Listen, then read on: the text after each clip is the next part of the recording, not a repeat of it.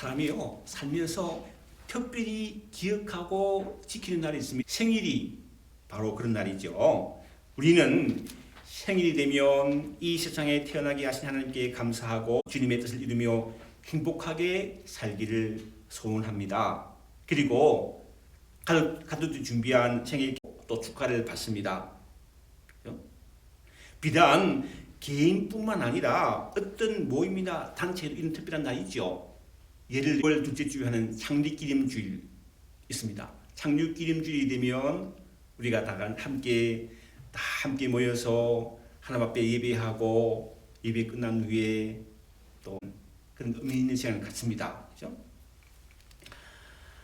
올해는 비록 이제 코로나 바이러스 때문에 갖지 못했지만 아쉽지만 한 나라나 민족 전체가 함께 축하하고 감사하는 시간을 가지기도 합니다. 미국 같은 경우에는 기념일 혹은 추수감사절이 바로 그런 날이며 한국은 설날, 추석 같은 날이라고 할 수 있겠습니다. 하나된 공동체임을 하나님을 깨닫고 다 함께 건강하고 행복하게 살기를 한 해를 보내고 새해를 맞는 한 해의 마지막 날인 오늘 같은 날은요 아마 제가 생각에 빠짐없이 지나온 한 해 365일 한 해를 기억하고 새롭게 참으로 의미 있는 날로 보냅니다. 우리는요 이런 날을 통해서 우리 인생의 의미를 돌아보고 설계하고 준비하고 새를 출발하게 되죠. 그렇죠? 사실은 다른 날과 똑같은 그 시간이지만 우리는 이 날을 기억하고 하나님 앞에 예배하면서 지난 한 해 동안 우리를 지켜주신 하나님께 감사하고 다가온 한 해도 함께 주시는 복 가운데 살기를 소원하는 것이며 또 이러한 모습을 하나님 보시고 우리를 기뻐하신다는 것. 우리 이제 한자말 중에 여러분 정리를 잘 모를 것 같은데 한자말 중에 신우일신이라는 말이 있어요. 이건 무슨 말이냐면요. 날이 갈수록 새로워진다는 뜻인데 어떻게 이 말이 있습니다. 3600년 전 중국 지역의 고대 국가 상이라는 나라가 있었는데요. 아주 악했던 한나라로서 아주 멋진 정치를 했던 왕, 즉 탕왕이 있었는데 그는 어느 날 새벽에 동력 하늘에 해가 보고 있다가 어떻게 하면 나라를 잘 다스릴 것인지를 고민하고 있었습니다. 생각에 막혀 하늘에서요 한 덩이 부덩이가 했던 해가 동산 위로 떠오르는 것을 보고 이렇게 가는 날 해돋이를 보았건만 저 해는 지난날의 해가 아니다. 오늘 그때 나라 일을 같이 의논하던 그 재상 이윤이 그 모습을 보고 웃으며 이렇게 말했습니다. 그렇습니다. 매일 새로운 해가 모든 만물을 기를 수 있죠. 그 말에 탕왕은 깜짝 놀라며 재상을 향해 고개를 돌리며 이렇게 말했습니다. 아, 진정 그렇소. 그렇다면 그와 같이 만 백성을 잘 다스릴 수가 있겠소. 그러자 이 재상 이윤이 이렇게 대답했습니다. 사람이 한다면 책을 보는 것이 그 길입니다. 매일 책을 보고 매일 생각하고 매일 똑똑한 사람은 저 태양처럼 새롭고 매일 새로우며 또 날마다 새로울 것입니다. 그 충고를 잊지 않고자 세수대야에 새기도록 했으며 날마다 그를 보고 마음에 새겼다고 합니다. 거기 새겨진 문장이요. 일신우일신 새롭고 날마다 새롭다. 성경도요 똑같은 진리를 증거하는데 사도 바울이 이렇게 고백합니다. 보시면요. 그러므로 우리가 낙심하지 아니하노니 우리의 그 사람은 낡아지나 우리의 새롭도다. 요즘은요 보면 여러분도 다 셀폰 가지고 계시죠. 카톡이 얼마나 편한지 몰라. 친구한테 카톡이 왔더라고요. 카톡이 왔어요. 새해 복 많이 받아라 이런 카톡이 왔는데요. 한국에 있는 가족뿐만 아니라 친구하고도 연락을 주고받습니다. 또 한국에 있는 친구들이 가끔씩 사진을 보내올 때가 있는데요. 근데 보내온 사진을 보고 깜짝 놀랍니다. 속에 있는 친구는 20년, 30년 전에 젊은 모습으로 머물러 있는데 세월이 지났으니까 나이가 들어서 얼굴에 주름이 생기고 흰머리가 가득한 모습을 보이기 때문이죠. 세월이 지나가면요, 몸은 늙습니다. 낡아집니다. 밤들면 젊을 때와는 달리 사람이 성숙해집니다. 성숙해진다는 말은 무슨 말인지 모르죠. 멋져진다는 거예요. 누구나 그렇습니다.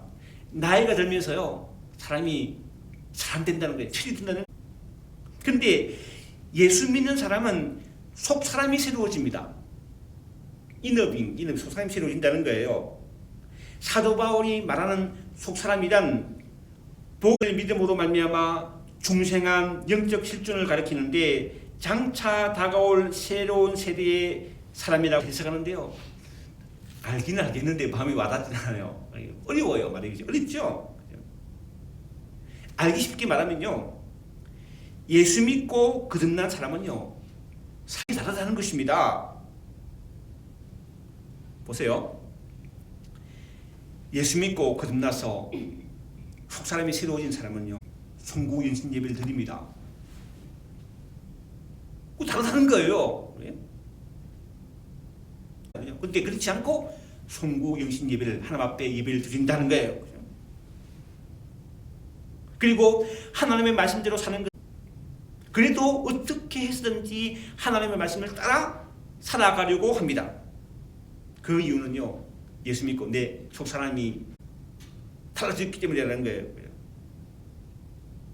이처럼 우리 속 사람이 이너빙이 하나님의 은혜로 예수 믿고 달라진 속 사람을 가진 사람이 하나님께서 주신 이 세상의 사명을 다하고 죽으면요, 하나님다. 고린도후서 5장 1절 말씀 제가 읽어볼게요. 만일 땅에 있는 우리 장막이라는 뜻이죠. 죽으면 하나님께서 지으신 집 곧 손으로 지은 것이 아니요 하늘에 있는 영원한 집이 우리에게 있다. 우리는 이 땅에 살면서요, 할 수 있으면 예? 좋은 집에 살려고 합니다. 좋은 집, 방이 넓고 경치가 좋고 좋은 집에 살고 싶죠. 경치가 좋고. 그렇지만요, 여러분, 그게요 마음대로 안 돼요. 그런데 살고 싶지만 그렇게 좋은 것을 누리고 사는 사람이 이 땅에 많지 않습니다. 내 만족하는 아무도 없다는 거예요. 그러나 우리 믿는 사람이 저를 위하여 예비하신 하늘에 영원한 아름다운 집이 있어서 반드시 거기에 들어가게 된다라는 거예요. 믿는 사람을 위해서, 믿는 사람이라는 오늘 말하는 거예요. 우리를 위하여 예비하신 하늘에 있는 하늘의 집 크기는 어떤 믿음으로 샀냐에 따라 달렸다는 거예요. 고린도후서 5장 9절로 10절 말씀을 제가 읽어보겠습니다.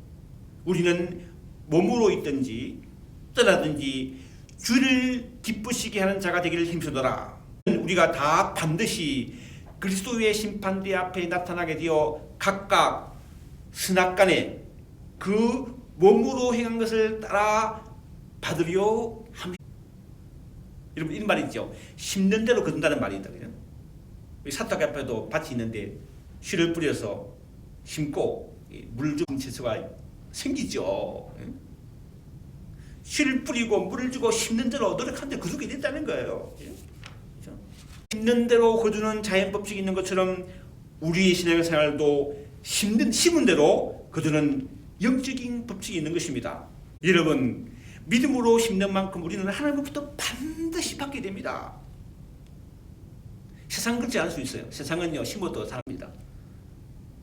이러한 하나님의 영적인 법칙을 너무나도 분명하게 깨달은 사도 바울은 이렇게 고백합니다. 로마서 읽어보면 우리가 살아도 주를 위하여 살고 죽어도 주를 위하여 죽나니 그러므로 사나 시로다. 여러분이요, 사도 바울이 처음부터 그렇게 산 건 아니었어요. 바울이 되기 전에는 사울이었죠. 사울은요, 나를 위해 살았고 나를 위해, 자신을 위해 하나님을 섬겼습니다. 그러나 예수 믿는 사람을 죽이러 핍박하러 다메섹으로 가는 길에 오직 주를 위해 살았습니다.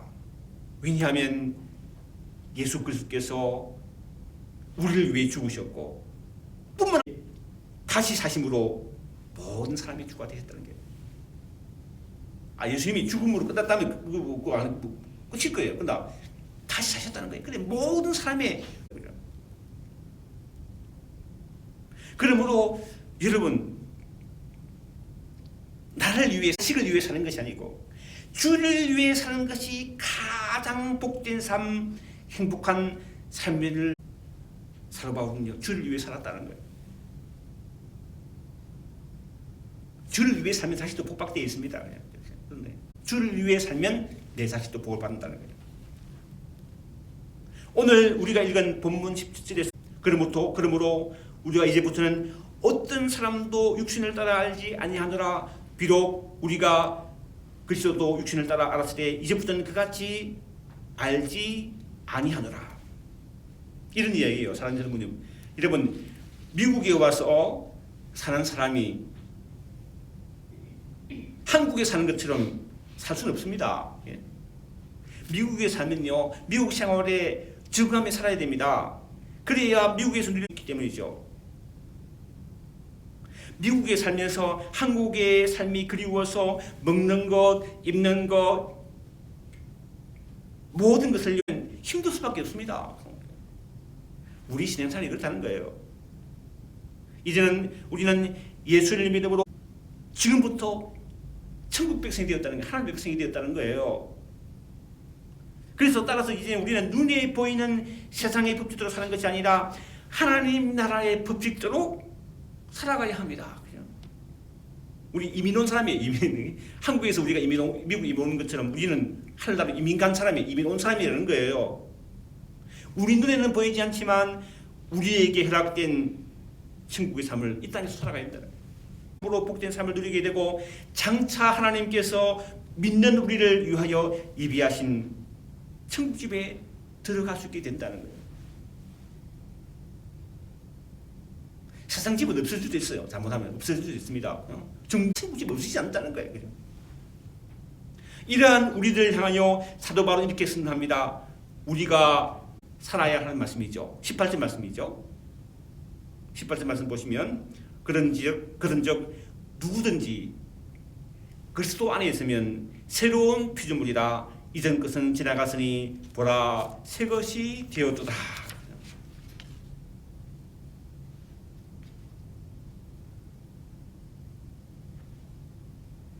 우리는요 지금요 예수를 믿기 때문에 예배드리죠. 그렇죠?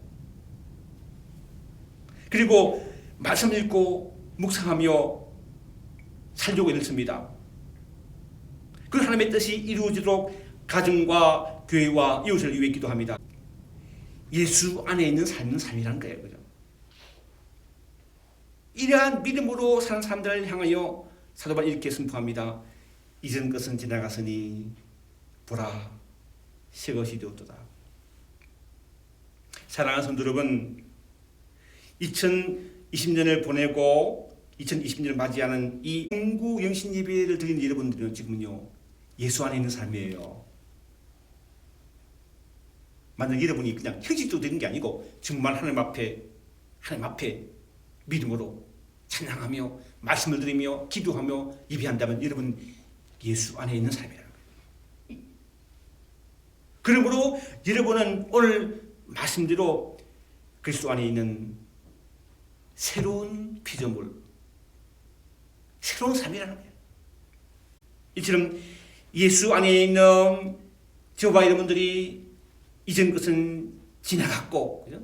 지나갔고, 새로운 피조물이 되었음을 믿고 2020년을 시작할 때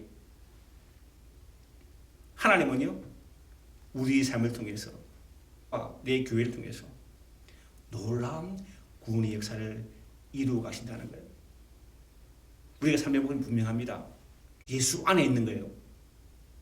예수 안에 있다는 것은요 쉽게 말하면 이 시간처럼 하나님 앞에 예배하는 마음으로 그럴 때 우리는 새로운 뉴빙, 새로운 피조물이고 우리 하나님께서는 새로운 피조물 우리를 통해서 2021년 어떤 환난과 구원의 역사를 이루게 될 줄로 믿습니다. 한 해가 힘들고 어렵지만,